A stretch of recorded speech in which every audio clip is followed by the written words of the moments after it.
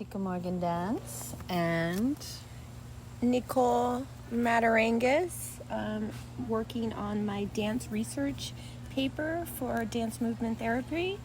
And we're going to discuss the evolution of West African dance or West African dance in the diaspora, and focusing on how it influences cultural exchange and the adaptation over time.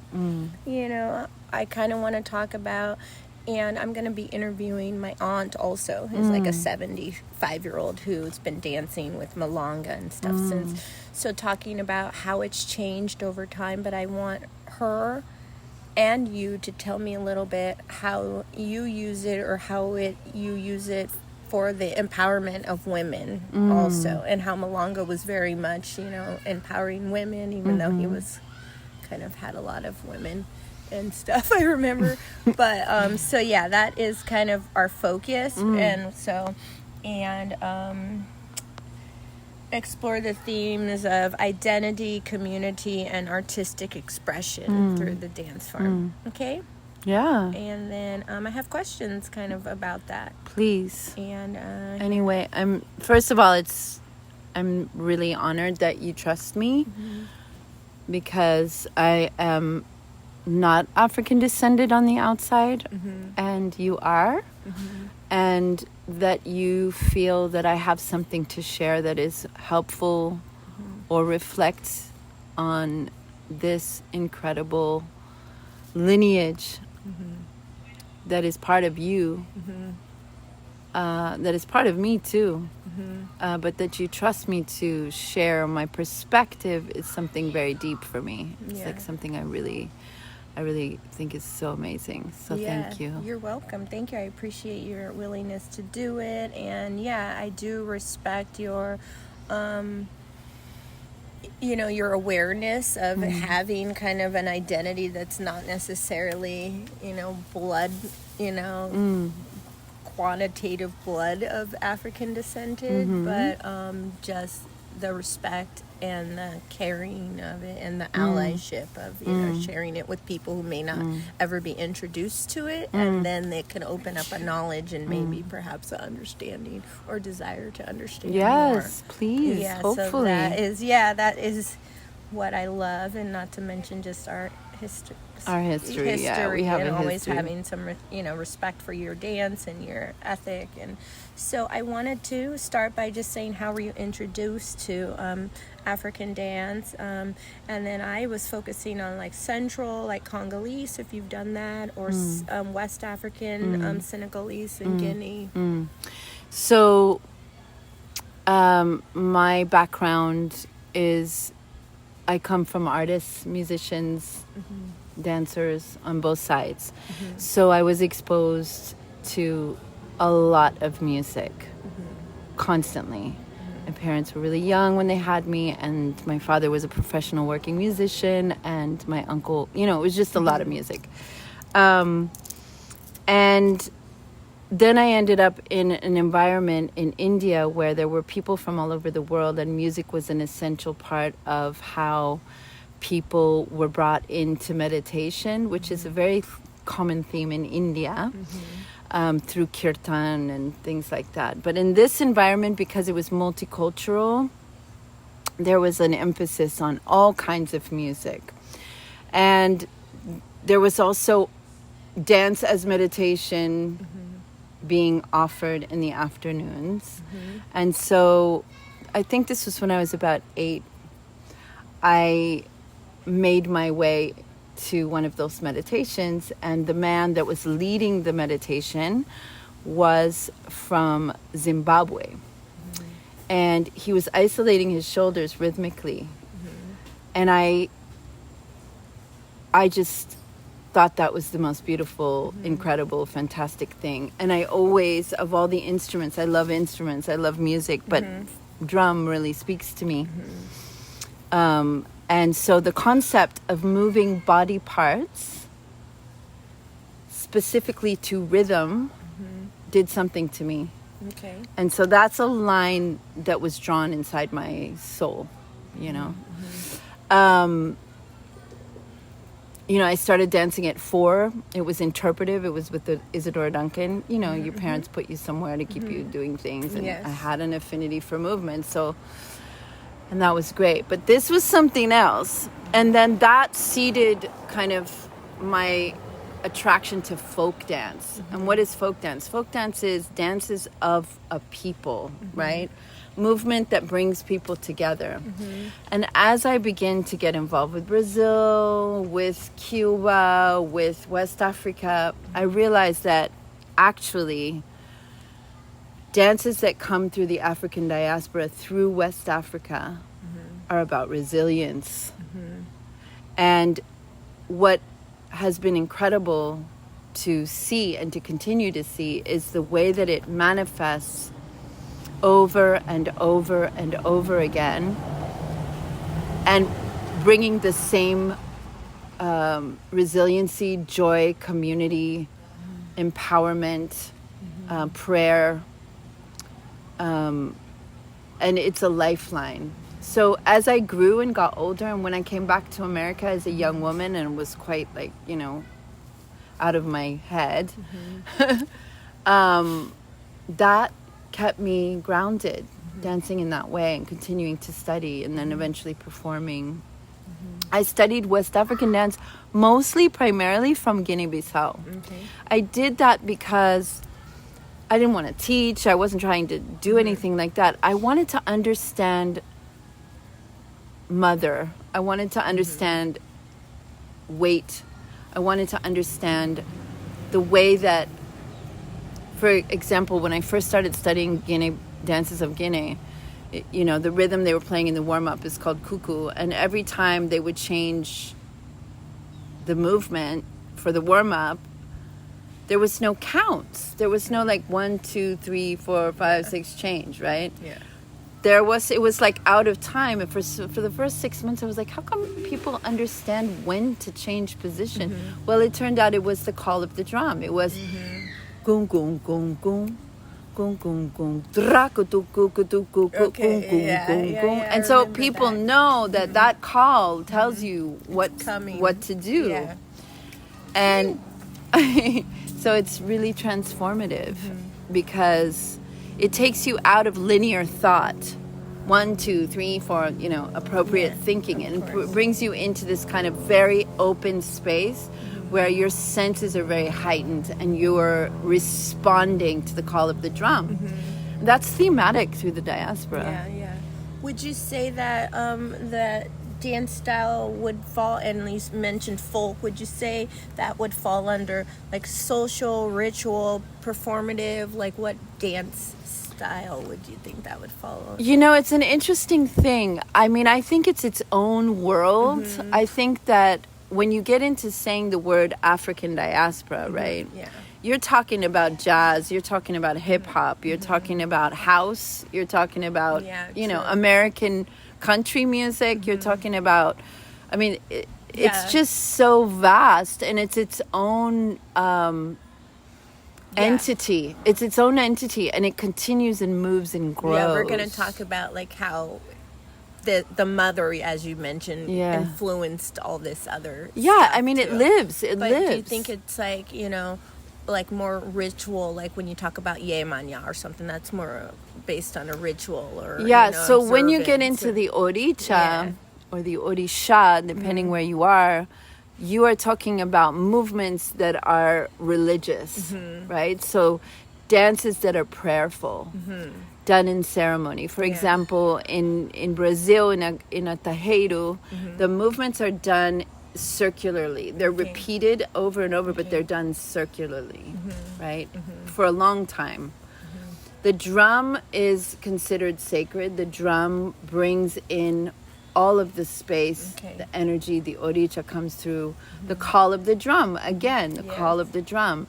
And what's so incredible is that music is something divine in our world. It's something we can't see, but we feel, and it binds us, and it gives us life. I think, I'm not a scholar, but I feel that African descended people have always understood it and have never doubted it for a second.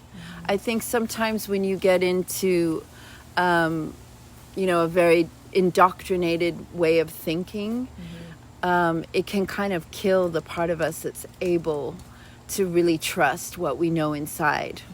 Trust the sound of the drum, the call of the drum, the way that it can heal you, the way that repetitive movement and repetitive vocality can literally bring you into a higher state of consciousness. And of course, we know this is true in India, and we know this is true in many, many cultures, right? Yeah. But what kind of blows my mind on a continual basis is that African descended people are constantly dealing with the past, pressing down on the present, and yet have never once had their ability to express taken away. It's like, okay, you say I can't express here, I'm going to express there. And every single time, every iteration is something that everyone on the planet tries to emulate. Yeah, they're like, oh, let's take that new one. You know what I'm saying? And this is something we all have to have respect and reverence for, and also we can learn from, because really what it's saying, in my feeling, is it's human beings. This is what human beings are capable of. Yeah, great resilience, and just like you were saying, like, oh, how did we took off walking, right? How that's so essential, right? The walking, and where we ended up all over the globe is because we took off walking out of Africa to explore, to connect, to find more and be more and reach further. And so that's awesome what you shared. I love that shoulder. The shoulder isolation and how that being an introduction. It was just like my brain exploded, my little brain, because when you're a kid, you don't have anything telling you, no, you're not allowed. So you just go where the light is, where the vibe is. Yeah. By the fire. Exactly. Yes, Ms. Jackson. Yeah. Explain the evolution in your understanding the tradition of this diasporic dance. Well, I would say that I have had to focus on specific aspects. So for me personally, I spent a great deal of my life in Bahia and also in Havana. So I can give some perspective on those two sides. I cannot say that I'm, I don't have a master's degree, I just have an experiential degree. Yeah, I mean, expertise comes in like 25 or more years of knowledge of something, and working in a field, and you're like an expert.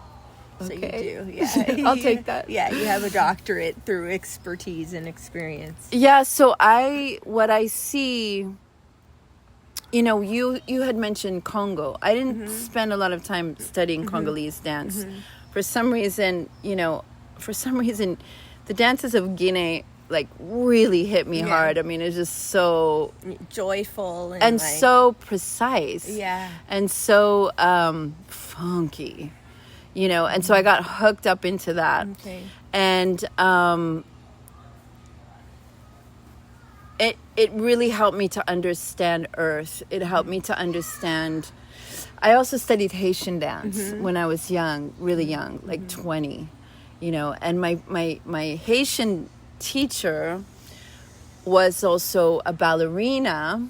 Her name was Dr. Luana Silverberg Willis. Okay. And she is a beautiful African-American woman who also she also was a chiropractor. So she had this incredible understanding of the spine. And, we talked about the movement of the spine. So when you're dealing with Guinea-Bissau, you're dealing with a lot of very big movements, also in Senegal, and it's very rhythmical in the feet, right? Same thing in Congo. But once you start getting into the way the diaspora moved into Haiti, Brazil, Cuba, you have this undulation of the spine. And I can't say that I know exactly where that started, but I do know that Danbala Wedo, the serpent in Haitian dance movement, is the spine. Got it. It's the Awesome. serpent. Oxumare in Brazil is the serpent, is the spine. And if you think about how sophisticated that is, the spine, just like in India, the Kundalini, right? You rise to the spine. Yeah. This is what feeds all the vertebrae, all the organs, the brain, everything, right? It's the spine. So let's say we're dealing with this intense oppression, we're dealing with this subjugation, we're dealing with this lack of freedom, and then we go to pray. And how are we moving? We're moving rhythmically, and we're moving repetitively, and we are moving the spine. And we are renewed. So when I was a young troubled girl, like, you know, around the time when we met, you know, this way of dancing saved my life. Yeah. It saved my life. Period. End of story. It replaced the emptiness. And I think that it offers that because the drum is sacred and the rhythms go all the way from a ceremony through to a song in a salsa club. Yeah. The music just works on you. It just does it. And people think it's fun, or people think it's, you know, addictive. But what they're really addictive to is that deep essential nature that is within it, that is coming from people understanding what they're doing with rhythm, right? Yeah. And movement. Awesome. Thank you. That was great. Oh, I'm glad. Do you, can you, I mean, not on this thing, I'll skip down and pick something, but if you could just mention, because you do it so great in class, where you'll talk about, you know, you mentioned Haiti and you mentioned Brazil and Cuba, and how some dances that you do, like might come from, you know, a ritual or spiritual, but it makes its way into the club. And sometimes you say, oh, so if you're in, you know, Rio, you're here doing samba, but, you know, if you're in Bahia, you're there. Yeah. So can you just mention something about like a dance that you know that you might do in Cuba in like ritual, but you might do it differently in the club, like son, or because I don't know. Well, son comes before salsa. Son is like the turn of the century. Samba's a good one to look at because there are movements that are done, like for example, in a certain dance that is for Oya, who is representative of the wind, the cyclone. She's very beautiful. She's the bringer of transformation. She ushers the souls from that pass from this plane to the next. And her movements have there was one teacher I had in Bahia that said you can actually put the principal movement for Oya, for Iansa, into samba. Like samba comes straight out of that. Right? Yeah. The samba that is done in Bahia, samba de roda, which is spelled R-O-D-A, but you pronounce it with an H, roda. So samba de roda is it's closer to Congolese because you're doing samba, but you're like I did a little bit just now in that fusion thing. Your feet, you're not up on your toes like in Rio, right? Yeah. So you would go, you could go to a ceremony and you could see someone dancing for Oya, or there's certain movements for Oshosi that have that same rhythmical feeling, and your body's in a totally different position, but your feet are doing that rhythm. Yeah. And then you go into the social setting, and you know, people were not allowed to do this in public. They had to go under the church in the basement, or they had to like hide. But the samba was the feet fully connected to the earth and literally playing the rhythm of the drum with your feet. And then all kinds of things are happening on top, and it's fantastic, right? And then you get into Rio de Janeiro, and you're up on your toes. So this is when other influences started to come in. But it's still rooted in its roots, which is Africa. And it's not a mosquito. No, it's the palm tree. Yeah, no, it's good, buddy. But what's interesting is now, in the last 10 years, the carnival in Rio has been bringing back Black pride hardcore. Yeah. Like Ebony Queens and like you used to mostly see that in Bahia, because Bahia is like 100%, roots. Like that's why I was there for over and over for 12 years. Like you have to return and return and return. But now it's so beautiful because it's totally being celebrated. And what's wonderful now also is people are starting to ask, especially in Bahia, people are starting to ask folks, why are you studying these dances? What do you want? What are you after? And nobody used to do that. Yeah, they're like back when I started going there was 99. No one used to ask that. Yeah.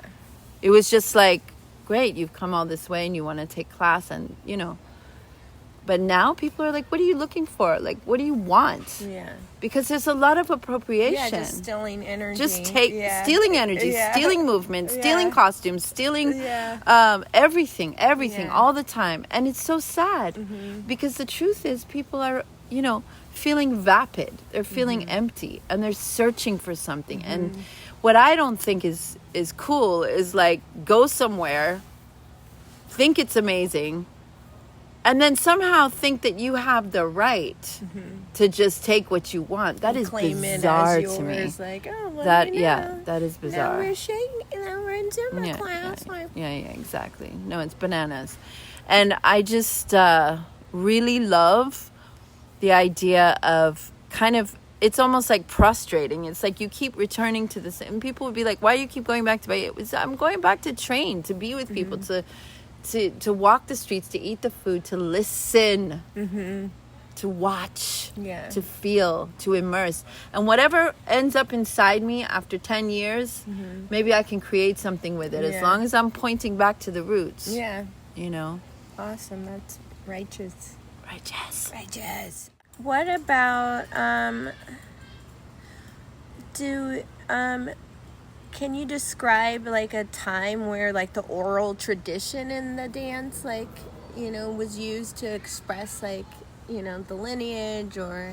I don't know. There's a woman named Dona Cici who's very old in Brazil, for example, or some of the madres in Cuba. They have the information, but the information is mostly passed down through religious rites and ceremonies. Okay. Right? So people share information in that way. Okay. Yeah, but that's a great name, so I can maybe investigate some of those people. And too. I can send you I can send you things. Yeah, that's beautiful. No, that gives me something to as far as so this one is about like any challenges that you face transitioning from a student to a professional dancer or teacher. So for me personally, the first time I was ever in a company. I was in India and I was like 22, and my mentor, and it was me. There were a bunch of us. There was me and this guy from Uganda, and for some reason, out of everybody, she thought that me and him were teachers, and I kind of resisted it, because I wanted to perform and I wanted to be seen in a certain way. You know how it's like insecurity when you're a kid, right? We were not doing dances of the African diaspora. We were doing modern interpretive dance. But she was a dance therapist who studied in Senegal. She was from Paris. And she mentored me to teach. And my journey took me into, obviously we were working in a club, but I'd also, after that, got back into performing. I worked as a singer, all this kind of thing. Eventually, the thing that brings me the most satisfaction is teaching.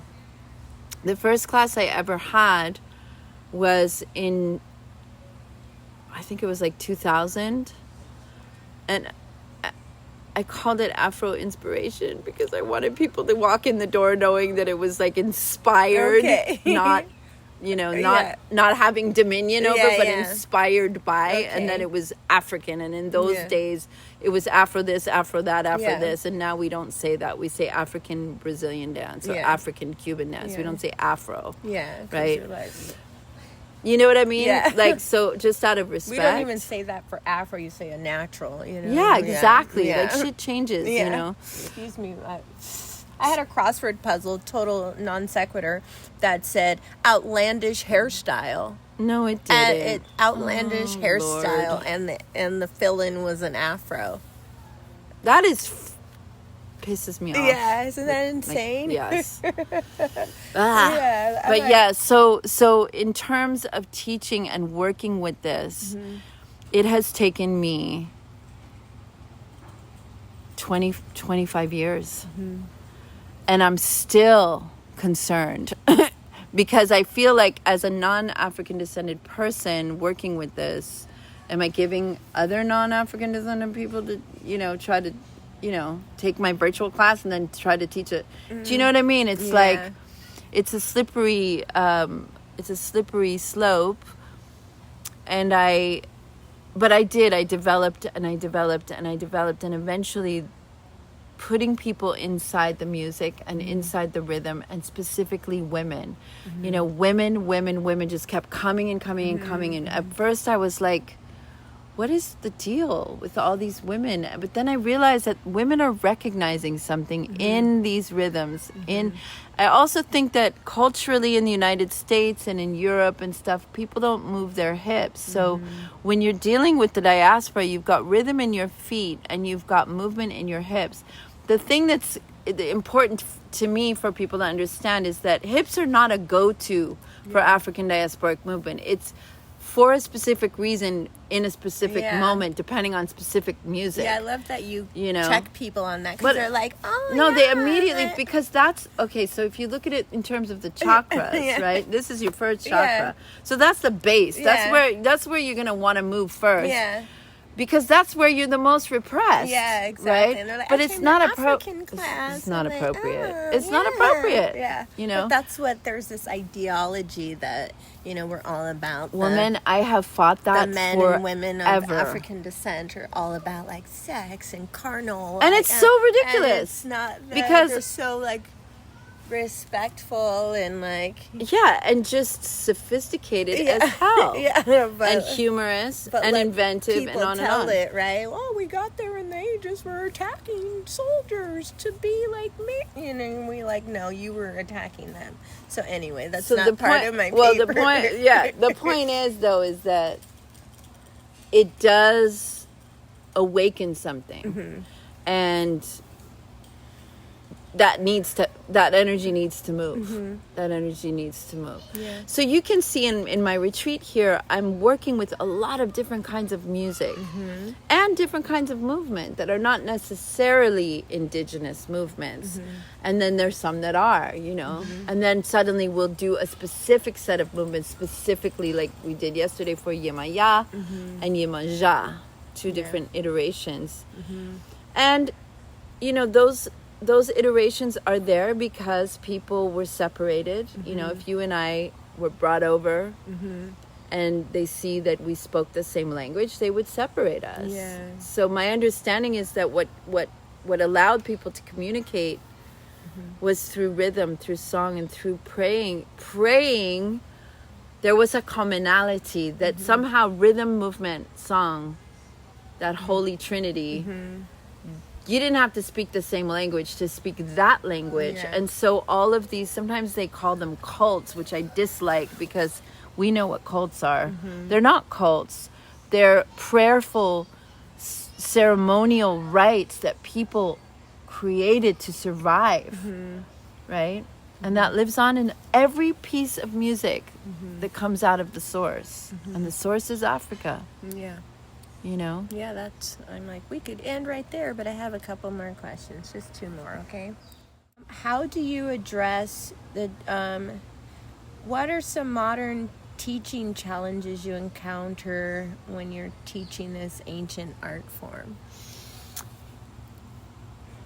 Like we talked about people who just go right to the hips or Yeah. don't want to ground themselves. And I think the biggest challenge for me has always been if someone gets offended if I point out something. And so my work has been to really be careful about the bite, because I have a bite, right? So it's like I got to be super careful because you want the person to receive the information in a way that actually stays with them in their heart, and that they can try to implement and reach for as a class participant. And my challenge has been not to smack them upside the head. I've also been accused of bringing in themes that people just want to move. They don't want to hear about it. And then I have to say, well, then if you see me leading something, then I'm not your choice. Like, don't, if it says Tika Morgan Dance, it would be better not to come if you don't want the context. Yeah. I try not to talk too much because I know that we need to move, but I need to give context when it's called for, because sometimes the room will show you need to stop things and say something. Yeah. The people will show you with their bodies, like, yeah, this is not happening, but mostly, my love, it's mostly learning the grace, the sophistication, the endless, like for me, I can't stop studying, right? And I still know so little, right? And you're asking me these questions, I could share some of my learning, but there's infinite learning to go. So when I'm teaching, and especially for women, adult women, it's so, once they get over the flip out of not knowing and feeling vulnerable, that idea that you can continue to grow and reach and learn and discover through this incredible, through amazing Black culture that is excellence. It's just excellence all day long in every direction. Nice. Yeah, that's epic. I think that is like, I got plenty out of what you shared, and that I can, answer some of my other like direct questions. Do you think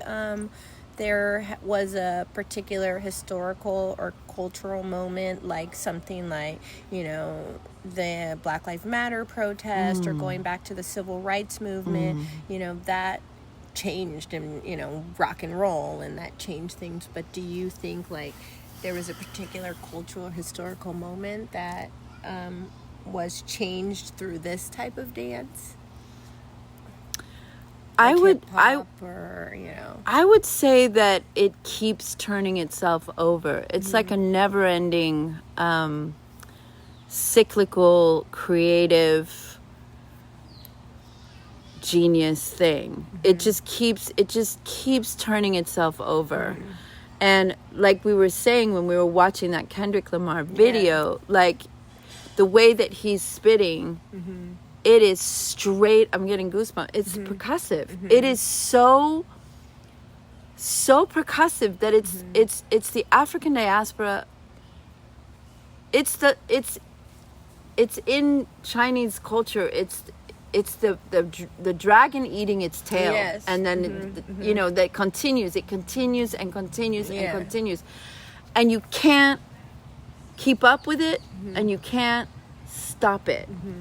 You can just be in awe, right? So, I mean, it's like stand back and watch what kids are going to do next, Yeah. And the other thing that I love is that it never goes away. Like samba is timeless. Salsa is timeless. Timba is an iteration of salsa. Timba has more of an African influence into it than ever before, and it's timeless. And what's so beautiful when you go to Cuba or Brazil is that when you go out, everybody knows all the lyrics to every song, like everything, backwards and forwards. Whereas like in America, a lot of times people just know, they just know the latest thing, whatever it is. But, and that's because it's timeless. Why is it timeless? Because it's fucking sophisticated. Sophisticated things are timeless. It's like a Chanel suit. You can't. It's timeless. It's always going to be beautiful. It's not right. Like but some Black trendy people bullshit, put that out all the time, all day long. Got But you time, can't even like handle it. Yeah. It's like you want to just explode. Yeah. Because what you're seeing, it's like Prince was like that, Yeah, you know? exactly. It's like what you're seeing is so multi-leveled and so deep, and my legs are covered in goosebumps. It's just like, what the fuck is going on? I'm gonna put her legs are covered in goosebumps. You know? In my interview. Come on. Thank you. I appreciate your time and love like your you. expertise. Oh, and girl. your love and just like continued dopeness.